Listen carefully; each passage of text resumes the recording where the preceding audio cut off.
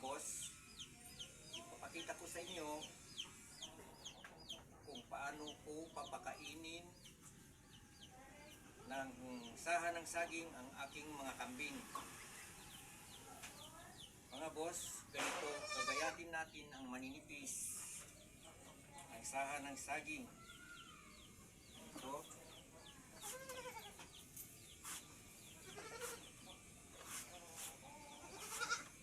Pagkatapos gayatin mga boss ay natin lalagyan ng lasis at asin.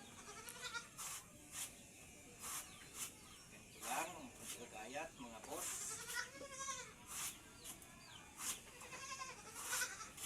Bilisan natin konti para kita nyo kung paano ko gagawin. Ayan mga boss, maninipis lang para makagat ng ating mga kambing, makakain nila ng maayos para hindi naman sila mahirapan na umuya. Ayan mga boss.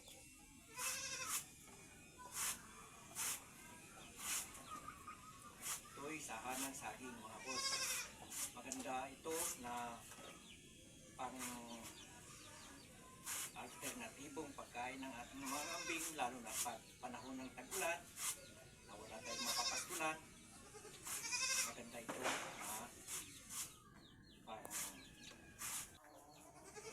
makukumpay sa bukid pagka minsan sobrang dami ng mga nagkukumpay ay hindi maubusan din mga boss. Kaya ito maganda na ating matutunan na magpakain ng saha ng saging.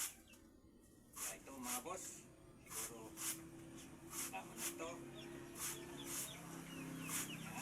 So mga boss, lalagyan na natin ng asin.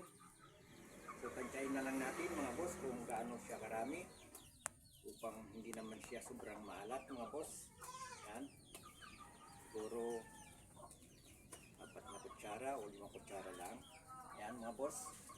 At ito naman, lalagyan din naman natin ng molasses. Huwag naman masyadong marami ang molasses sapagkat sobrang matamis ay hindi rin kakainin ng mga kambing. Kaya tantyahin na rin natin. Tulad nito, ang 1 kutsara nito ay tansya ko nasa 5 ml lang siya. Siguro 4 na kutsara lang ang ating ilalagay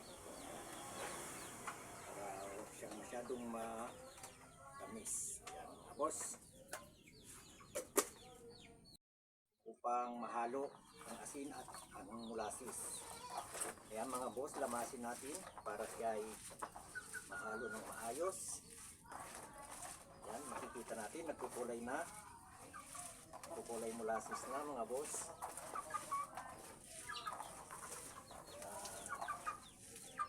Papakita ko sa inyo mga boss kung paano nila kakainin ang saha ng saging ito na with molasses at asin. Sobrang gustong gusto nila mga boss ang pagkain ito. Kaya napakaganda na mabigyan natin sila ng ganito dahil masustansya rin itong pagkain para sa ating mga kambing.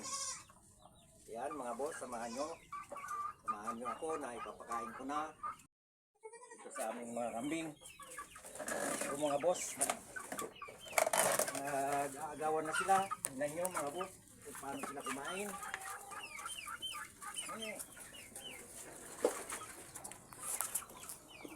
Ito na mga boss, tingnan nyo. Ganda silang atat-natat sa pagkain. Ayan.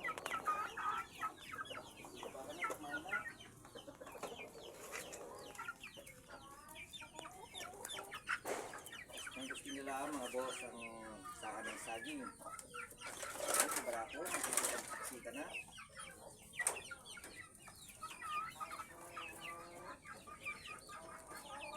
Ayan mga boss, kung nakikita nyo, pati mga bibigot Ikikain na rin. Tututo na rin sila kumain.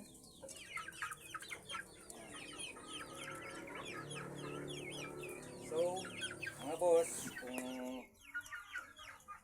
nagustuhan nyo ang aking pamamaraan sa pagpapakain ng saha ng saging sa aking mga kambing, ay pwede nyo rin gayahin. So, hanggang dito na lamang mga boss, at saka hanggang sa susunod na aking pagbablog. Maraming salamat sa inyong pagsubaybay at panonood. Bye bye.